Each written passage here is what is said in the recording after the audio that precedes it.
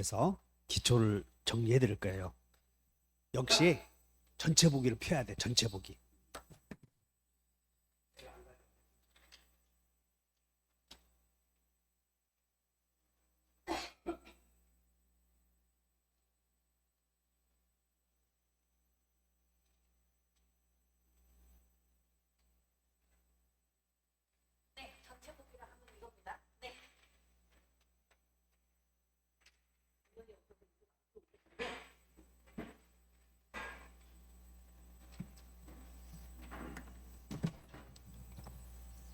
옆에다가 이걸 옆에다 오른쪽 펴 놓으시고, 자 그러면 공부를 하려거든 문제의식이 있어야 되거든. 문제의식이 있어야 한다. 그 말은 우리가 시험이 어떻게 나오느냐 보자 그 말이야. 시험이 어떻게 나오는지 봤더니 선의의 제3자에게 대항할 수 없는 것을 골라라 이렇게 나오잖아. 그럼 이게 뭘 뜻이냐면, 여러분들 우측 얼른 봐봐. 우측에 맨 우측 끝에 보면 여기 제3자 보호 이걸 물어보는 거야. 제3자 보호. 맨 우측에 끝에 여기 맨 우측 끝에 보면 제3자 보호에 절대적이다 상대적이다 이렇게 나와 있죠. 그걸 상대적인 걸 골라라. 그걸 지금 물어보는 거야. 이게 상대적이다. 자 그 다음에 뭐 이따가 또 배우고, 두 번째는 다음 중 소구표가 인정되는 걸 골라라 나오지. 그럼 이건 뭘 물어보냐면, 뒤에 혹시 그림 있어? 뒤에 보면 삼각형 나오죠. 응? 그럼 여기서 불확정적에서 효력이 변하면 소구표 있다 그런 거 공부하는 것이야. 지금 그냥 문제의식만 갖고 일단 공부를 해보자고. 그 다음에 여기 봐. 다음 중 효력이 확정적이지 않은 것으로 골라라 이렇게 나오지. 그럼 이건 뭘 물어보냐면, 여기 한번 봐. 법적 상태를 한번 봐. 앞에 여기 맨 우측에 중간 보면 효력 요건 결여된 계약의 법적 상태 나오나? 계약의 법적 상태가 4개 있잖아요. 한번 읽어본다. 확정유효, 확정무효, 불확정유효, 불확정무효. 이렇게 돼 있지. 효력이 확정적이지 않은 거 그랬으니까 불확정적인 거 골라라 그런 뜻이야. 지금 오른쪽에 불확정유효 아니면 불확정무효를 골라라 그런 뜻이라고 지금. 그러니까 여러분들이 내가 이렇게 가르쳐주면, 야 저놈은 어째 다른 데서 안 가르쳐준 거 그런갑다 하지 마시고, 시험에 나오는 것들을 근본적으로 하나의 눈으로 보게끔 해서 여러분들이 공부를 시험장 갔을 때 9월달에 갔을 때 외우는 게 많이 줄어든다고. 이게 공부해 놓으면 문제의식을 갖고 하는데, 처음 오신 분들은 아이씨 너무 어렵게 가르치는 거 아니야? 이렇게 생각하자니까, 어렵냐 쉽냐가 아니라 문제 해결 능력이 생기냐 안 생기냐 이런 걸 따져야 되는 게, 이렇게 이런 유형은 나오는구나 그 얘기야. 그러면 또 소구표가 인정되냐 안 되냐 맨날 이런 형식으로 나온다 말이야. 그래서 오늘은 뭘 가르쳐 주려고 그러냐면, 제목이 절대적이다 상대적이다 이거 가르쳐 주려고 하는데, 자 읽어본다. 상대적 무효 취소. 그러니까 이것은 무효의 효력이 상대적이다 그런 뜻이고, 취소의 효력이 상대적이다 그런 뜻이야. 무효의 효력이 상대적이다, 취소의 효력이 상대적이다 이렇게. 그러면 이제 무효의 종류에는, 그러면 무효 사례 해결은 어떻게 연결이 되냐면, 5단계를 봐. 5단계. 무효 등기 명의인과 거래한 선의의 제3자는 권리 취득이 가능하냐 불가능하냐 이렇게 연결이 되는 것이야. 5단계에서. 그래서 무효 등기 명의인과 거래한 사람이 원래 무효 등기를 유효라고 믿고 거래한 사람 소유권 취득 못해야지. 원래 권리 취득은 권리 있는 사람과 거래해야만 권리를 승계한다고. 근데 권리 없는 사람과 거래했을 때는 승계할 수가 없잖아요. 그래서 무효 등기 명의인이 유효라고 믿고 거래한 사람은 무효 등기 명의인 자체가 권리가 없지 않습니까? 그냥 그 권리를 승계할 수가 없어. 근데 그 무효등기 명의인과 거래한 제3자가 이게 유효등기로 취급되는 경우 있다니까. 비록 무효등기이지만. 그런 무효를 무슨 무효? 상대적 무효. 상대적 무효라고 한다 그 말이야. 그런 거 개념을 좀 기억하시고 자, 오늘은 천천히 해보자고. 자, 상대적이다. 페이지 몇 페이지 펴냐면 무효에서 우리가 이렇게 배워왔어. 자, 교재 49페이지 펴보시면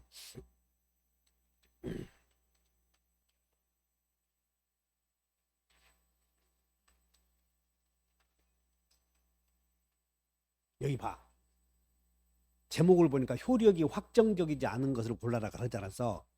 근데 우리는 지금 49페이지 위에서 양가로 2번을 봐. 교재 양가로 2번 봤더니 그 가로 2번 봤더니 확정적 무효라고 쓰여 있지. 그러니까 우리는 여기 확정적인 걸 공부하는 거야. 무효인 경우라도 확정적인 거, 불확정적인 거 공부하는 게 아니고. 그러니까 불확정 무효와 확정 무효는 효력이 다르다 그런 뜻이야. 우리는 확정적인 거 배워. 그러니까 맨날 확정 맨날 했던 거지. 개념을 다 잡아봐. 한 장 넘겨보셔. 한 장 넘겨보면 쭉 11번 보면 거기에 제3자 보호 여부 여기를 봐. 기본적으로 우리는 무효를 배워. 지금 기본적으로 갑과 을 사이에 매매가 어떤 사정에 의해서 무효 그리고 처음에는 유효였다가 나중에 취소하면 무효가 된다. 지금 이걸 배우고 있다고. 이게 처음부터 무효, 취소했을 때 무효. 그러면 처음부터 무효, 취소했을 때 무효인데 그 무효는 원칙이 이제 이 절대적이다 상대적이다는 여러분들 그 11번 보자. 11번 반사회적 행위의 무효는 선의의 제3자에게 대항할 수 있다 해놓고 가로해 놓고 무슨 무효라고 쓰여 있어? 절대적이다. 그러니까 여러분 개념이 절대적이다 그 말은 효력이 똑같이 적용된다 그런 뜻이고, 밑에 니은번 봐. 비진의 표시의 무효, 통정의 표시의 무효는 선의의 제3자에게 대항할 수 없다. 그래서 상대적 무효라고 쓰여 있지. 상대적이다 그 말은 여기 봐. 사람마다 다르다 그 말 아니냐 효력이. 그러니까 상대적 무효는 무효가 따라서 잘 봐. 절대적이다 상대적이다 이 낱말은 두 사람 사이에만 있을 때는 문제가 안 되는 것이야. 그러니까 여러분 개념을 잘 잡아. 절대적이다 상대적이다는 제3자가 있을 때 적용이 되는 거야. 그러니까 제3자가 없으면 절대적이다 상대적 이렇게 않고 확정 무효냐 불확정 무효냐 이렇게만 따지는 것이라고. 무효의 개념을. 제3자가 있으면 절이다 상이다 이렇게 나가는 것이야. 무효를 따질 때. 이해가 가셨어? 그런데 우리 민법은 이 사례 나오면 제3자가 권리 취득하느냐가 그냥 당연히 나오게 돼 있어. 당연히. 그래서 문제를 보면 맨날 그런 형식으로 되어 있단 말이야. 문제를 보면. 그래서 개념이 여기 보자. 이번 주에 문제풀이 했던 것이야. 이번 주에. 그런데 사람들이 자 이제 간단하게 말해서 취소하면 이렇게 돼 있네. 갑이 을과의 계약을 취소하면 이거 그냥 개념만 봐. 취소하면 그 효과를 선의의 제3자에게 주장할 수 있다 이렇게 나오면 자 여봐. 취소해서 무효가 되면 제3자에게도 무효라고 주장할 수 있다 그러면 절이야 상이야? 아니 이 낱말은 선의의 제3자에게도 취소의 효력을 주장할 때 그럼 이 뜻은 절이요 상이요? 절대적이지. 이 뜻이 개념이 그러니까 절대적이다 그 말은 누구에게나 효력을 주장한다 그런 뜻 아니냐. 그런데 상대적이다 그 말은 제3자에게는 효력을 주장하지 못한다 이런 뜻이지. 지금 개념이. 개념은 아셨지? 다시 한다. 절대적이다. 누구에게나 주장한다. 상대적이다. 그러면 역으로 말하면 상대적이다 그 말은 선의의 제3자에게는 효력을 주장하지 못한다 그런 뜻이잖아. 그럼 여기는 그 효력을 선의의 제3자에게도 주장할 때 이런 표현, 이 자체의 표현은 이 의미는 지금 절이라는 것이다 상이라는 것이다. 절이지 지금 절. 맞아? 근데 이게 기망행위로 기망행위로 취소잖아 지금. 그럼 기망행위로 취소하면 사기 취소지. 그럼 사기 취소는 이제 여기 한번 봐. 사기. 2페이지에서 여기 전체 보기. 전체 보기에 오른쪽에 몇 번으로 가냐? 21번을 가봐. 중간에 21번 번호가 쓰여 있는 거. 찾으셨나? 사기에 의한 취소는 오른쪽 갔더니 절이야 상이야? 상. 그러니까는 여기 기망행위로 갑이 기망당해서 지금 이렇게 됐네. 갑이 A의 기망에 의해서 이렇게 매매했어. 그래서 이렇게 취소한다는 거야. 취소했대. 그러면 결론이 사기 취소는 절이야 상이야? 상. 그러니까 선의의 제3자에게도 취소의 효력을 주장할 수 없다 해야지. 지금 이게 상대적이라는 뜻이니까.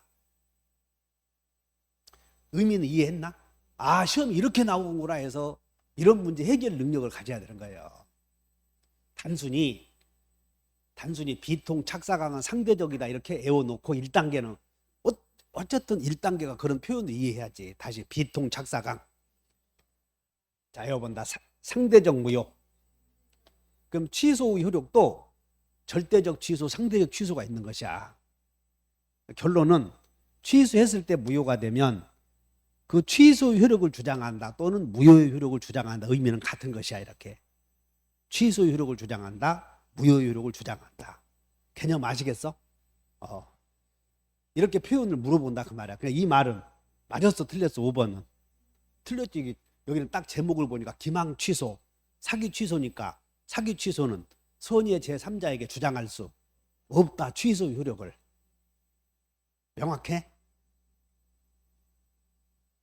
그럼 역으로 병은 이제 이 병은 갑이 취소해서 무효가 되었다는 효력을 주장할 수 있나? 이제 또 이렇게 물어본다고. 병은 물어보는 방법이 을과 거래한 병은 이제 갑이 취소했어. 그럼 병은 갑의 취소의 효력을 주장할 수 있나? 이렇게 또 물어본다고. 있나요? 취소해서 무효가 되었다 그런 뜻 아니야. 그러니까 제3자는 취소의 효력을 주장할 수 있다 이렇게 물어보는 거예요. 이렇게 물어봐. 그런 연습을 지금부터 해보자는 것이야. 아, 절대적이다 상대적이다 개념을. 그러면 절대적 무효는 선의의 제3자에게도, 그러니까 절대적이다 개념을 기억해. 절대적이다 그 말은 누구에게나 무효로 다루어진다. 누구에게나 무효로 다루어져. 그러면 자, 페이지 몇 페이지로 또 가보냐면 49페이지 교재 필수서 49페이지 보면 위에서 확정 무효의 효력 양가로 1번 무효 일반 동그라미 3번을 봐. 무효를 주장할 수 있는 자. 찾으셨나? 한번 읽어본다. 무효를 주장할 수 있는 시작. 그러니까 여러분들은 그냥 밑줄 그으셔. 누구나 해버리면 돼. 누구나.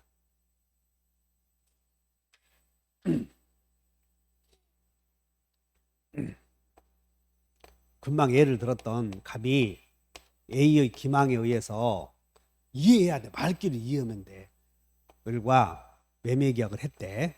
천천히 해봐. 오늘은 매매계약을 했어. 그러면 이 갑은 사기당한 자야. 갑은 사기당한 자. 그래서 취소는 사기당한 자가 요 행위를 취소하는 것이야. 그래서 만약에 을이 상대방의 제3자의 사기에 의해서 거래를 했을 때 상대방을 보호해 줄 필요가 없다. 상대방이 알았거나 알 수 있었으면 요 행위는 취소할 수 있다. 이렇게 가잖아. 상할 수 있면. 상대방이 알았거나 알 수 있었다면 취소할 수 있는 행위이다. 그러나 상대방이 A의 기망에 의해서 갑이 자기에게 팔았다는 걸 모른다면 보호해 줄 필요가 있으므로 상대방이 선이 무과실이면 취소할 수가 없다. 이렇게 가겠지. 그럼 우리는 취소할 수 없는 행위를 배우는 게 아니라 취소할 수 있는 행위를 배워. 그래서 상대방이 선이 무과실이어서 갑이 이렇게 취소했다. 그러면 이제 소급해서 이제 무효가 되는데, 근데 이렇게만 나오면 물은 게 아니라 이제 이 을과 거래한 우리는 제3자 보호를 물어본다는 것이야, 이게.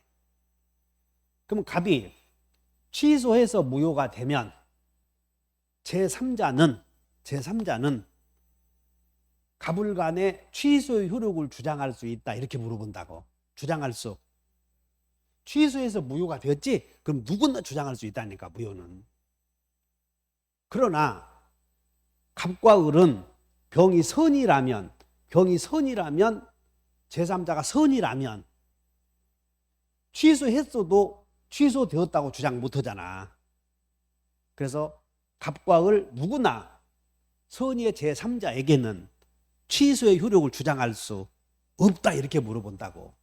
자, 제3자는 취소의 효력을 주장할 수 있어. 이게 상대적이라 그런 뜻이야. 그리고 이 사람이 주장하는 것은 상대적이고 따지지도 말어. 그냥 다 병이 봤을 때는 다 무효라고 주장할 수 있으니까. 결론이 다시 해. 요 갑을 간의 매매가 반사회적 행위라고 봐. 반사회적 행위. 그러면 반사회적 행위로 인한 행위는 무효다. 그러면 갑과 을은 병에게도 반사회적 행위로서 무효라고 병에게도 주장할 수 있다. 무효는 누구나 주장할 수 있으니까. 계약의 당사자뿐만 아니라 이해관계를 맺은 사람은 다 이 병에게도 이게 무효다라고 주장할 수 있어. 그러면 제3자는 선이든 악이든 할 것 없이 제3자는 갑을 간의 행위가 반사회적 행위임을 이유로 무효라고 주장할 수 있다니까, 다 그냥. 자, 여러분, 무효는 누구나 주장할 수 있다고 하잖아요. 그러니까 누구나 주장할 수 있는 말은 무효 효력은 누구나, 갑과 을의 행위는 지금 두 사람 사이에서는 무효야, 무효. 그러니까 누구나 갑과 을 사이에서 매매가 무효라고 주장할 수 있어. 근데 만약에 이것이 사기로 인해서 사기 매매의 경우 갑과 을이 취소해서 무효가 되면 갑과 을은 병에게는 무효라고 주장할 수 없다. 선의의 병에게는. 그러나 선의의 병은 갑이 취소해서 무효가 되었은 게 이 등기도 무효 등기이고 자기도 무효 등기와 거래한 자라고 주장할 수 있다, 그 말이야, 이게. 제3자는. 이렇게 하셔. 제3자는 자기가 유리하면 유효라고 주장할 수도 있고 그냥 무효라고 주장할 수 있는 건 누구나 있으니까. 누구나 무효라고 주장할 수 있어. 다만 여기가 절대적 무효라면 제3자는 유효라고 주장할 수는 없지. 절대적 무효라면. 요 말 아시겠나? 그러면 절대적 무효든 상대적 무효든 간에 제3자는 무효라고 주장할 수는 있어. 이 두 사람 사이에서는 어차피 무효니까. 동의해? 박수 좀 쳐봐. 동의하면. 그러니까 그렇게 물어보는 거니까 주의하셔. 자, 표현이 이렇게 돼 있잖아. 절대적 무효는 누구에게나 무효라고 주장할 수 있다, 그런 뜻이야. 그러면 여러분들 책에 또 51페이지에도 있어. 51페이지 여기 보면 여기에 있는 축소시켜놨다. 여기 있는 내용을 여기에다 축소시켜놨다. 그리고 여기는 조금 부족해. 이거는 좀 부족해서 여기는 그냥 필연적으로 알고만 가도 되는 압축했고, 여기는 40개를 다 전체 시험 나오는 거 다 써놨고. 그래서 한 장 넘겨서 50페이지에 자, 50페이지에 밑으로 내려. 메모해. 여기다 메모 하나 써버려. 이렇게.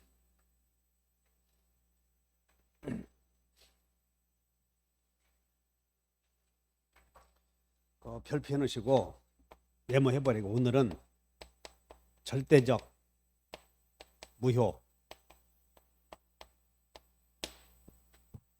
그다음에 상대적 무효.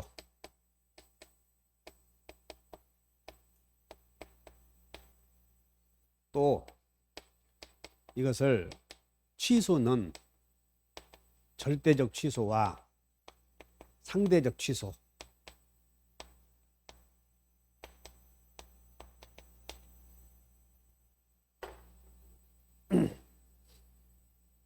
그럼 여러분들 이걸 절대적 무효와 상대적 무효는 먼저 자 절대적 무효 사유 메모해 보자.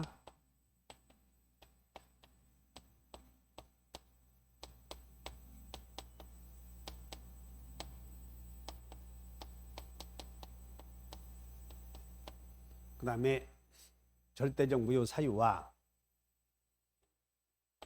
상대적 무효 사유.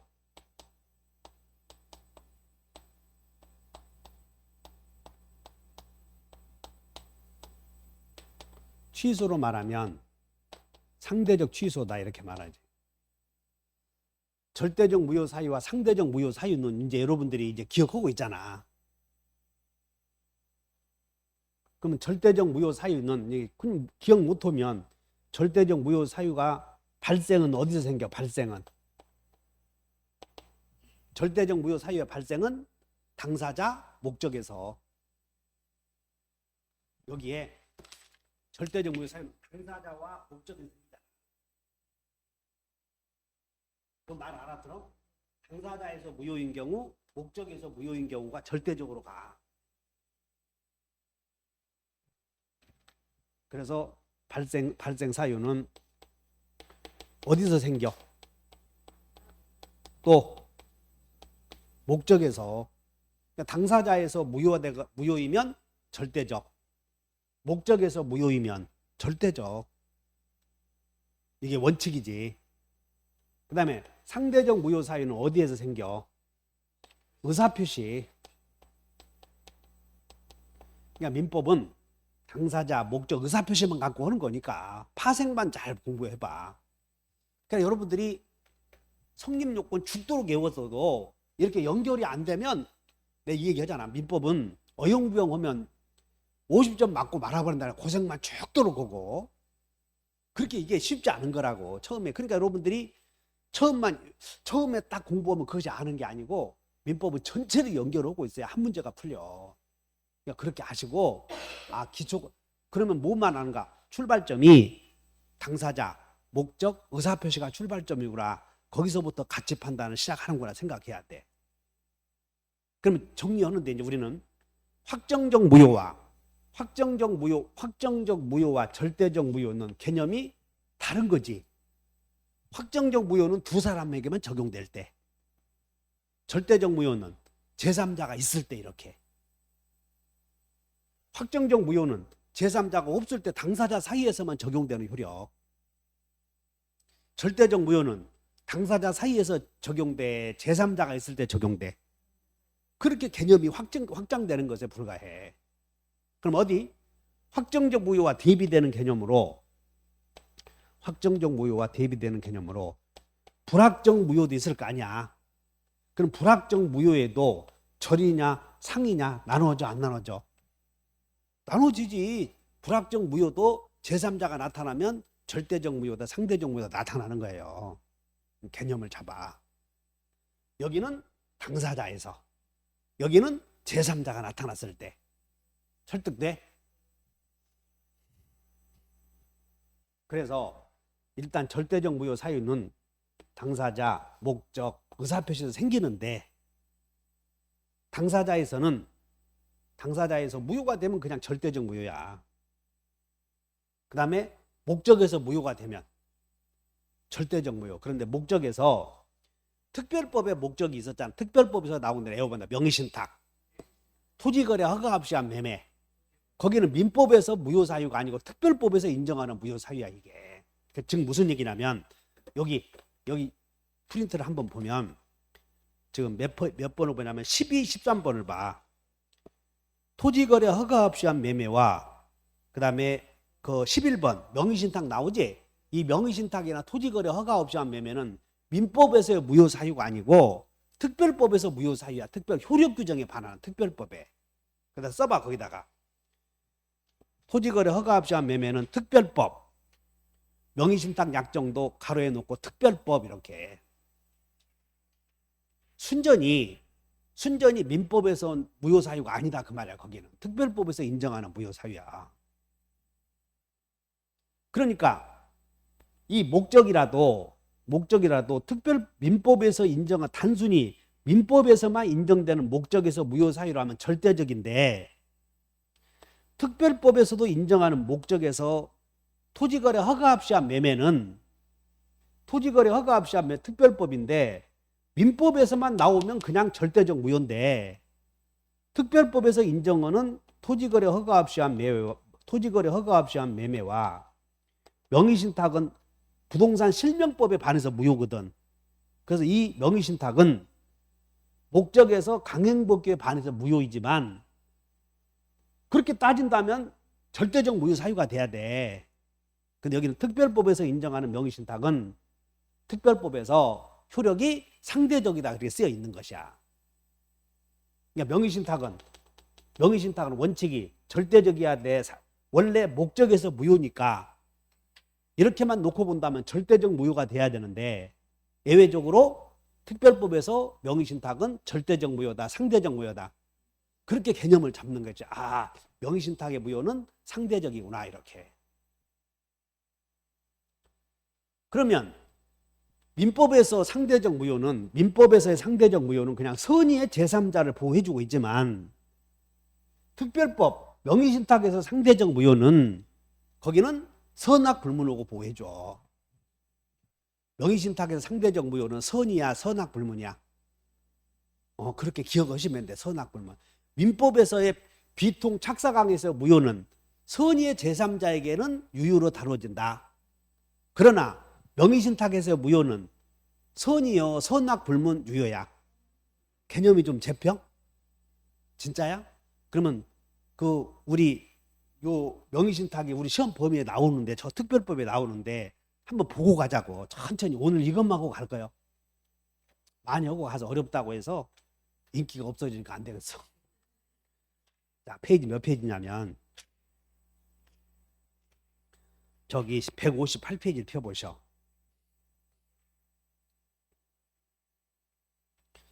158페이지 펴보시면 부동산 실권리자의 명의 등기에 관한 법률 나오죠. 자, 여러분다 부동산 실명법 제목 이걸 약해서 부동산 실명법이라고 하고 나봐. 이 부동산 실명법은 남의 이름으로 등기하는 것을 막기 위해서 만들어 놓은 법이야. 그래서 남의 이름을 빌려서 등기하기로 하는 약속을 자 여봐 남의 이름으로. 그래서 명의를 빌려주는 사람을 수탁자, 그리고 명의를 빌려달라고 해서 등기를 맡기는 사람을 위탁자라고 그래. 그래서 위탁자와 수탁자 사이의 약정을 자여보다 명의신탁. 그러니까 명의신탁은 뒤에 약정이라는 말이 없어도 약정이야 이게. 그러면 여기 봐. 명의신탁 약정은 실명법에 반해서 무효가 돼. 그런데 자 거기 한번 봐. 3번으로 내려와 봐. 3번 봤더니 계약 명의신탁, 등기 명의신탁 나오지? 그 3번에 밑줄 그으셔. 계약 명의신탁 그냥 밑줄 그으셔 봐. 명의신탁 밑줄 긋고 무효. 그 밑에 3번에다가 계약 명의신탁 그다음에 밑에 등기 명의신탁 나오지? 그냥 제목에다가 계약 명의신탁 밑줄 무효, 등기 명의신탁 밑줄 무효 이렇게 써 지금. 그러면 자 여기 보자. 이렇게 쓰여 있어.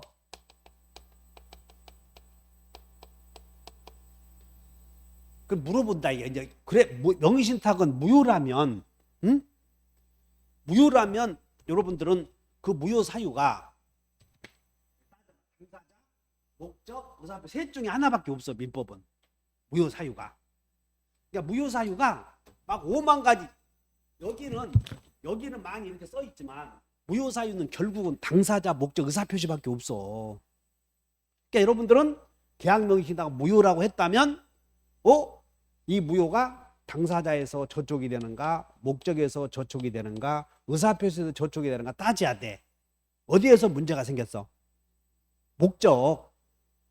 목적에서. 그럼 목적도 외워야죠. 화가적타 시작. 이것은 화가적타라고 하는 것은 여러분들이 수업 시간 한번 외웠다고 끝나는 게 아니고 계속 시험 볼 때까지 반복이 되는 거예요. 그러니까 여러분들이 일반적 효력 요건 화가적타 외웠는데 또 무슨 잡소리냐, 그게 아니라니까. 그것은 하나의 문제를 풀기 위한 기초에 지나지 않아. 그래서 명의신탁 약정은 화가적타에서 여기에서 걸려들었잖아. 적법. 맞아? 그러니까 여기 한번 보자. 이제 또 맞춰봐. 여기서 귀찮다고 생각 말고 그 특별 효력 요건, 효력 요건 봤더니 사회적 적법성을 한번 봐. 적법성. 여기 적법성 따졌나? 여기 적법에 여기를 찾아보고 적법에서 오른쪽 갔더니 10번 강행법규 위반, 11번 명의신탁 약정, 토지거래 허가 없이 나오지. 11번 12번이 여기 11번 12번이 적법해야 되는데 강행법규에 반해서 무효야. 그게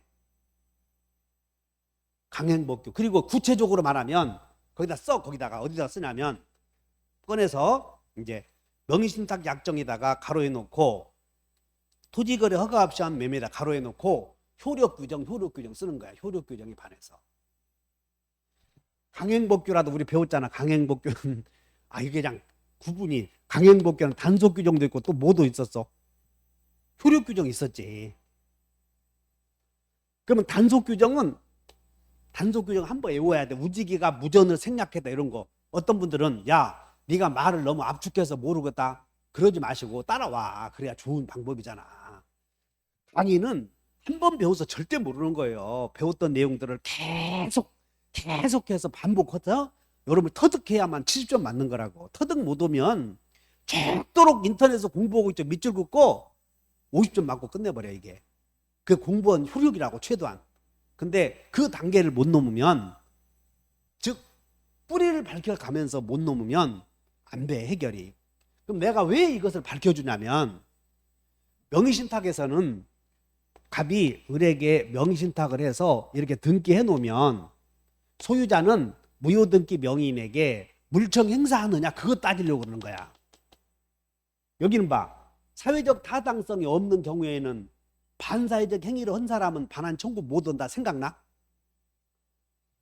그런데 명의신탁은 타당성이 없어서 무효야, 적법하지 않아서 무효야. 그러니까 반환 청구할 수 여기는 있다 이렇게 가는 거예요. 그래서 그걸 기억해야 돼. 명의신탁은 반사회적 행위가 아니다. 그러므로 이행한 사람은 반환 청구할 수. 그래서 맨날 따지는 거라고. 이유가 강행법규에 반한 경우와 사회적 타당성이 없는 경우가 따지는 거라고. 지금 근거를 밝혀서. 자, 여기까지 왔나? 그럼 이제 정리해.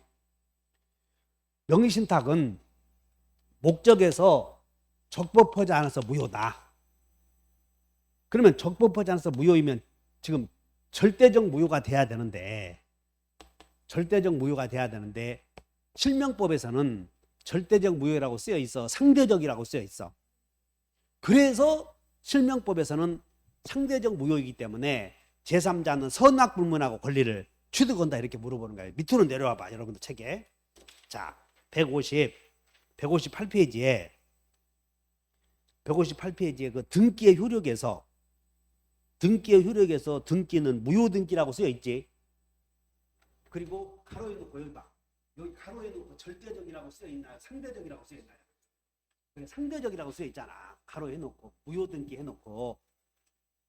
그럼 여기서 이제 생각해 봐. 여기서 명의신탁의 등기의 효력. 거기 보면 명의신탁의 효력, 등기의 효력, 매매의 효력 3단계로 구분해놨지. 근데 등기의 효력은 뭐라고 쓰냐면 무효등기. 오른쪽도 무효등기. 그리고 가로에 놓고 상상 써 있잖아. 거기까지 왔나? 그럼 상대적이라면 우리가 배웠던 민법에서 상대적은 선의의 제3자에게는 유효로 다뤄지잖아요. 누구에게? 제3자는 선의여 선악불문이여. 민법에서는 선의에게만 제3자에게만 유효로 다뤄져. 근데 명의신탁은 선악 불문하고 유효로 다뤄주는 거 하나 이제 공부하는 것이야. 이렇게 살을 섞어 가다 보면 이제 공부를 하다 보면 점점 늘어가는 거죠. 이게 상대적의 완성이라고. 이게 상대적의 완성이야. 정리해. 그러면 절대적 무효와 상대적 무효는 이제 구별했어. 구별. 그러면 여기서 무효 주장자를 물어봐. 여기서 무효 주장자. 그리고 무효 주장자와 여기서 절대적 무효와 상대적 유효 주장자 이렇게 또 물어본다고. 물어볼 때. 공부를 할 때. 응? 그러면 무효 주장자는 제3자도 선의의 제3자도 무효라고 주장할 수 있나? 아까 무효는 누구나 주장할 수 있었으니까 선의의 제3자는 다 무효라고 주장할 수 있어. 맞지? 근데 유효 주장자는 당사자는 어쨌든 절대적 무효든 상대적 무효든 당사자는 유효라고 주장 못해. 당사자는. 근데 제3자는 상대적 무효의 경우, 자, 상대적 무효, 이쪽으로 와서 주장자에서 상대적 무효는 당사자는 무효 주장해 못해. 당사자는 하지. 무효는 누구나 주장할 수 있으니까. 당사자는 유효 주장해 못해요. 무효니까. 즉 여기 갑과 을이 명의신탁을 했으면 당사자에서는 항상 무효잖아. 그러니까 당사자는 무효 주장할 수 있지. 근데 유효 주장은 해 못해. 못하잖아. 상대적 무효가. 당사자는. 그러나 제3자는 상대적 무효에서 제3자는 무효 주장 가능해? 불가능해? 가능하네. 그러면 제3자는 유효 주장은 하나? 할 수 있나요? 할 수 있잖아요. 이렇게 유효라고 주장할 수 있어. 이것이 주장을 물어보는 것이다 그 말이야. 이해가 갔냐고. 그래서 선의의 제3자에게 대항할 수 없다. 이 말은 선의의 제3자에게는 무효라고 주장 못한다 그런 뜻이야. 그러나 선의의 제3자에게는 유효이다 이 말이나 선의의 제3자는 유효라고 주장할 수 있다 그 말이나 다 같은 내용이니까. 그럼 여기서 예를 들어서 상대적 무효랑 갑이 통정의의 표시가 대표적이야. 통정의의 표시에 의한 무효. 우리 지난주에 배웠지. 그러면 통정의의 표시는 두 사람 사이에서는 무효다. 그러면 갑과 을은 이 통정의의 표시가 유효라고 주장할 수 있나요? 없어. 당사자는 무효니까. 절대적 무효든 상대적 무효든 상대방 당사자 계약을 맺은 사람은 그냥 유효가 아니야. 무효야 이게. 그러나 자 제3자가 나타나면 제3자는 선이야. 그러면 선의의 제3자는 가장 매매가 유효라고 주장할 수 있고 무효라고 주장할 수도 있어. 이게 상대적이다 그런 뜻이야. 그럼 제3자는 그 제3자가 무효라고 주장하면 자 내가 강의할 때 여러분들에게 지난주에 강의할 때 조금만 시간적 여유가 있었으면 나도 시간을 투자하면 여러분 이해가 가. 여봐. 갑이 채권자의 강제 집행을 피하기 위해서 매매를 가장해서 이렇게 을에게 등기를 했지. 근데 병이 가장 매매의 매수인의 등기를 믿고 토지를 산 거야 이렇게. 그 토지를 샀는데 이 갑의 이 병이 갑의 A의 배우자인데 병이 토지를 사서 등기했는데 응?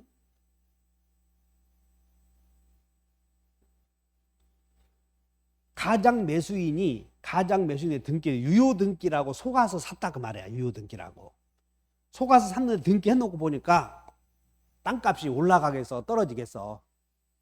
떨어져. 그래서 이 A의 집사람이 날로 여의어가 몸이 말라가. 그러니까는 자꾸 아니 남편 몰래 퇴직금으로 사놨는데 땅값이 떨어지니까 걱정스럽잖아. 그 남편이 당신 어디 요즘에 무슨 심경에 변화가 생겼냐고 물어봐. 혹시 토큰이야 뭐야 코인 사서 그 1억 3천까지 가다가 지금은 또 9천으로 떨어졌다. 그거 사면 안 돼. 그거 살려면 나도 사서 그거 망해서 안 사 나는. 그것도 성격이 나는 내 성격이 나는 성품이 좋은 사람이 아니야. 나는 급해서 하나 사놓고 맨날 그것만 쳐다보고 앉았어. 떨어지면 팔아버려. 성품이 그러면 안 돼. 그냥 느긋해야 되거든. 그래야 그런 것들도 해서 이익을 보는데, 근데 이 등기를 해서 떨어지니까는 집사람에게 물어봐. 혹시 무슨 고민이 있냐고. 그러니까는 사실대로 이 얘기해. 내가 퇴직금으로 토지를 사놨는데 5억에 샀는데 지금 현재 3억으로 떨어져 있다고. 그래? 그 의뢰 어떻게 의리 어떤 사람이야 그랬더니 내가 사실은 의뢰 토지를 샀는데 실제로는 갑과 을이 가장매매해서 진짜 권리인 것으로 낚였다고 그래. 낚였대. 이 사람아 그거 걱정할 거 뭐 있어? 가서 등기 되돌려주고 부당이득 그리고 5억 준 거에다가 이자 붙여서 내놓으라고 그래. 그렇게 해도 되냐? 이 사람아 자네 중개사 공부해서 1차 합격했다면서. 그냥 내가 그래서 검당 가라고 그랬지 왜 김포 갔어?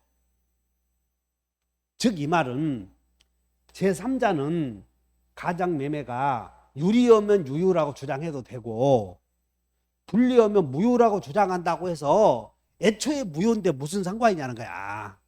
애초에 무효인데 애초에 소유권이 갑에게 있는데 을이 엮여서 샀잖아요. 그래도 네 것이니까 나는 내 거는 무효다 해서 내가 너에게 준 돈 부당이득으로 내놓으라 얼마든지 할 수. 이게 무효의 효력이야 이게. 그러니까 제3자가 무효라고 주장한다고 해서 여기서 누가 손해보는 사람은 없어. 어차피 갑의 것이니까. 어차피. 그래서 제3자는 유효라고 주장해도 되고 무효라고 주장해도 되고 그런 것이야 이게. 그래서 이 집사람이 그걸 남편 보고 아니 당신이 그거 회사 다니더니 그거 어떻게 알았냐는 거야. 이게 무효라고 주장하는 걸. 자기는 1차 합격해서 3번 합격해서 2차 떨어졌는데 그랬더니 이 사람아 당신이 백헌생 강의 들을 때 내가 옆에서 봤어 이렇게. 이럴 때는 또 박수도 한번 쳐야 되는 사람들이. 그러니까 여러분들 내 얘기를 잘 들어야 따른다. 무효는 누구나 주장할 수 있다 이렇게. 다만 이 사람이 선의인 경우에는 누구도 이 경우에서 갑의 채권자 A 당사자 갑을 누구도 병에게는 매매가 무효였다고 주장할 수 없다 그 말이야. 선의의 병에게는. 그러나 선의의 제3자가 무효라고 주장해도 괜찮잖아. 그러니까 제3자는 지가 유리하면 유효라고 주장하고 불리하면 무효라고 주장하고. 그럼 잘못됐어? 아니다 이거야. 괜찮아. 이게 무효의 효력이니까.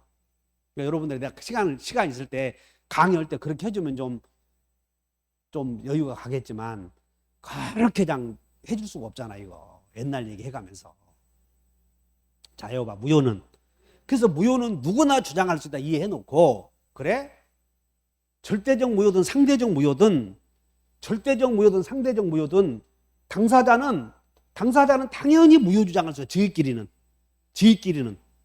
근데 제3자도 무효라고 주장할 수 있어. 무효는 누구나 주장할 수 있어요. 다만 제3자가 유효라고 주장할 수 있냐 그것만 문제야. 그래서 제3자가 유효라고 주장할 수도 있는데 그것이 상대적 무효다 하시면 돼. 상대적 취소다 이렇게. 그것이 에어본다. 비통명.